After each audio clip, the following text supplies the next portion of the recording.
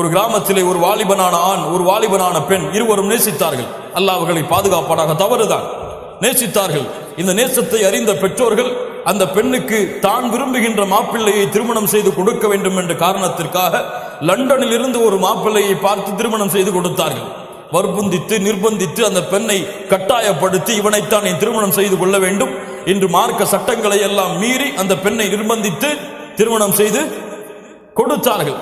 அந்த பெண்ணும் அந்த கட்டாயத்தின் காரணமாக அந்த மணமகனை திருமணம் செய்தார். திருமணம் செய்து 2 பிள்ளைகள், 3 பிள்ளைகள் அந்த பெண்ணுக்கு பிறந்தது. பிறந்ததற்கு பிறகு பழைய வாலிபன் மீண்டும் பேஸ்புக்கில் வருகிறான், ரிக்வெஸ்டை கொடுக்கிறான். பழைய அன்பு மீண்டும் செய்தாலால் தூண்டிவிடப்படுகிறது.